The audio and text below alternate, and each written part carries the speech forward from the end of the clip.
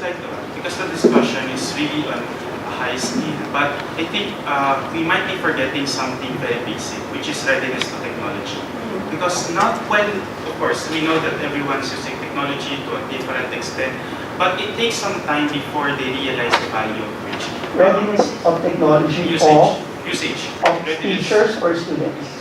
Both teachers and students. Okay. Well, because the students might already be ready to use the technology, the teachers might be ready to use the technology, but the administrators are not ready to use the technology, then it will be a problem. Just to give some practical example, before I left Adamson University when I was teaching in the College of Nursing and integrating a web-based modality for teaching nursing informatics, it is only this year, 2013, before the administrator finally gave in to the idea that yes, we need it, despite the fact that we started from something basic, which they took off an Excel-based mechanism to do your something they do for test item analysis. Okay. So when they got that, the administrators were happy because they were finding technology useful for their mechanisms for filtering out test questions. But the problem is they couldn't see yet a full-based Moodle mechanism for teaching and learning until such time they realized, the test, checking this paper, time for checking this paper is eliminated. Time for completing the item analysis is eliminated. So all these things are taken into consideration. Plus, there's the fact that your information and communications technology office must also be supportive of the different colleges in order for it to work, because well, it was fortunate that there are some people in the different colleges who are knowledgeable, very knowledgeable about technology, but it's not the case with every university. And if there's a disconnect in terms of language, the more that the administrators tend to resist, because they couldn't understand. You don't. Some of the well, it's a common observation with the ICT office. They talk to administrators that you need this computer with Windows 8, for example, with 64-bit, with this X amount of GB, and your administrators go like, what is that? So, if the readiness issue would be then dealt with these kinds of technology gaps, well, I would personally go for something slow rather than none at all. Because some of us might be wanting it to shift too fast, but the problem is it won't happen because the more that they will retract themselves from using the technology. And regarding your question on infrastructure as a problem, in fact, it's not. Yeah, it doesn't also hold true to some of our projects because our educational training are MAN, and they don't have infrastructure in Mindanao and in Visayas, but it's done in the internet shops. So it works. I don't think the hardware or software is a problem. But it's really the teachers. The people wear. Yeah. Yeah, but in rural areas, those without access to electricity, it's a major problem. Yes.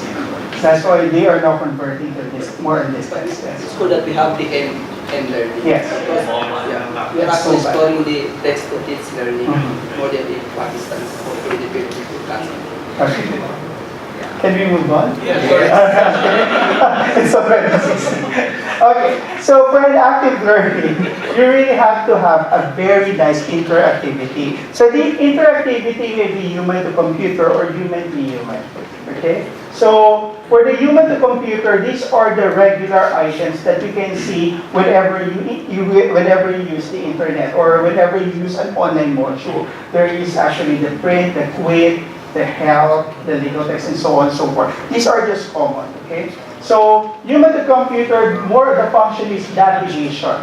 And then if you are a good instructional designer, you can have a very good learning path. Have you ever been to a website where you go very deep in such a way that you find yourself lost? It means that you do not have a very good learning path. So that is that is one skill that the instructional designer do have, so that whenever you implement a module, an online module for your students, the students won't get lost.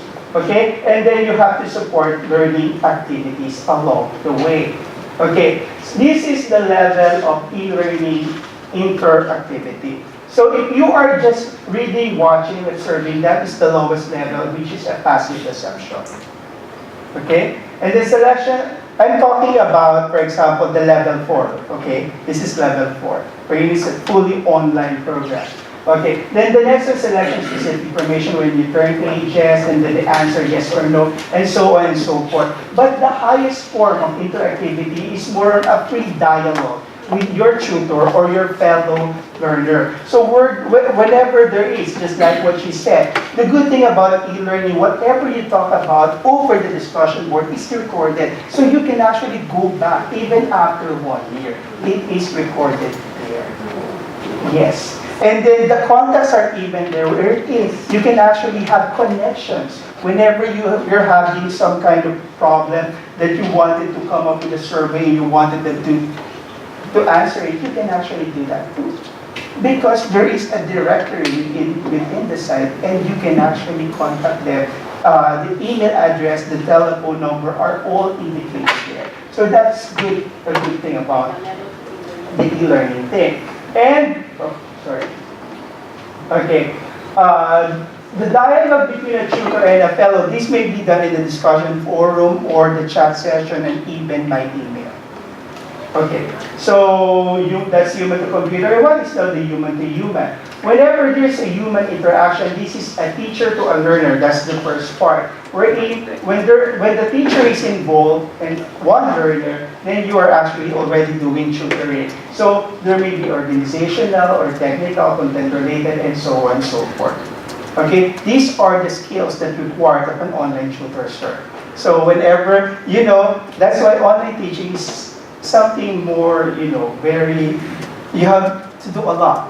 Other than, delivering a lecture on a face-to-face kind of thing. But in online, it's different.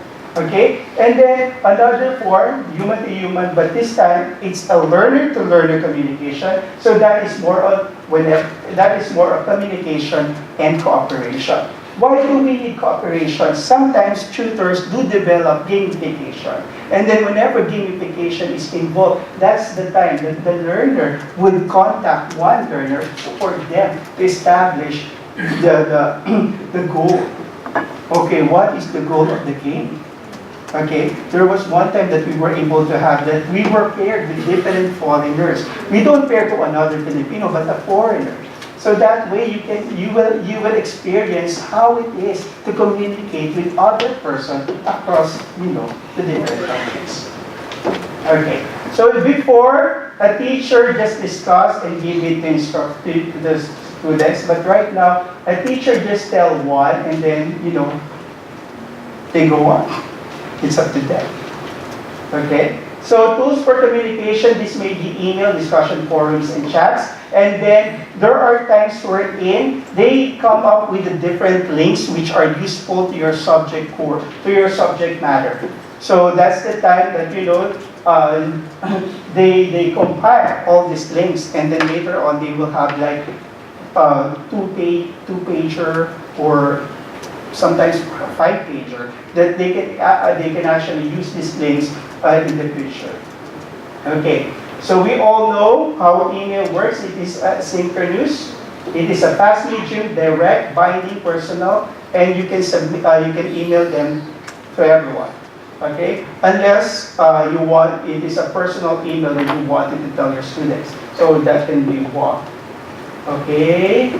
Okay, for example, whenever you're a tutor, you should always answer the emails of your students, and that is within the 48-hour time frame. Because if you do not respond in the 48 time frame, the email is no longer valid. It's like an old news now. Okay, so you have to be ready in 48. Okay, sometimes whenever if a student submitted something, you have to reply to acknowledge that you got it. Okay, so these are the things that we do. And then discussion forums. Okay, this is also asynchronous and there is a flexibility in time. Sometimes you already lock the number of days to discuss a particular subject. So all you have to do is to float this over the discussion board and then they discuss. But the good thing about discussion forums, you have to moderate it. There should be a tutor participation. Okay, because if there's none, unless if you have Because the ideal kind of a fully online program is one tutor to 10 students only. Don't have more than 10 or else you will die. Okay? So if you have 20 students, there are at least 2 tutors in there. Okay? So, alright. So in case there are many students, what you can do is to group them. And then they discuss first separately. And then a reporter will report what happened to the group. So that way, you can just be, talking with the leaders of each group. That is less work. In Cursari, that is the problem. There are so many students enrolled. Okay? So what you can do is actually group them and come up with different reports. So it's time to go. All right.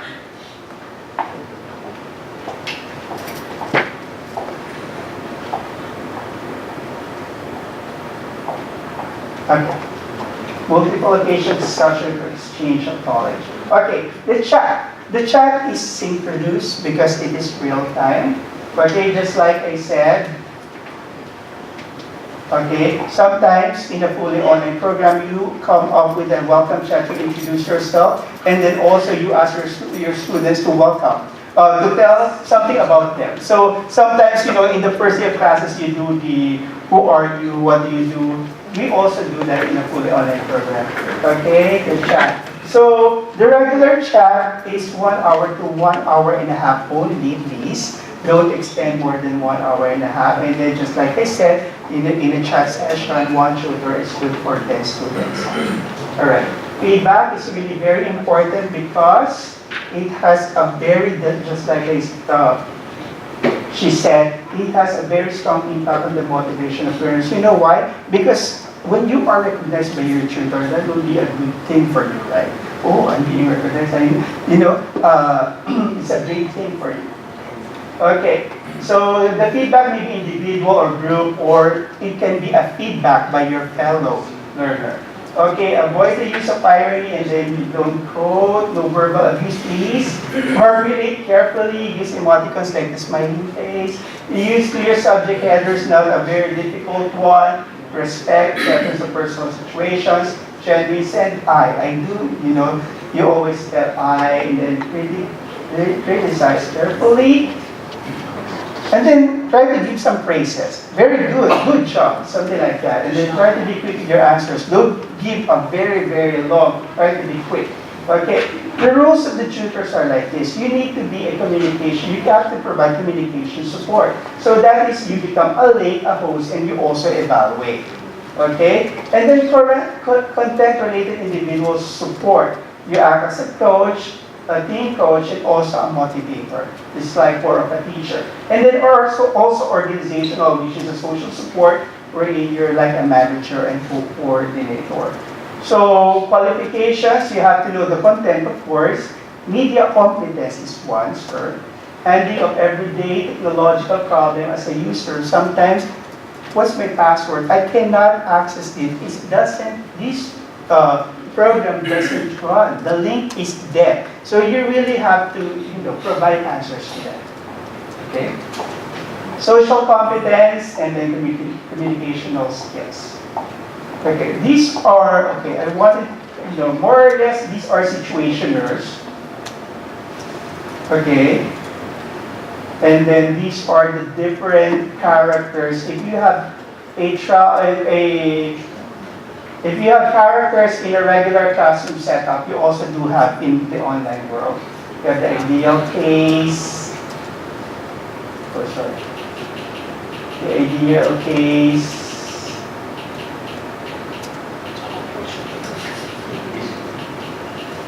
Alright. The hesitant, these are the silent watchers, but they submit the requirements, but they don't interact. So these are hesitants.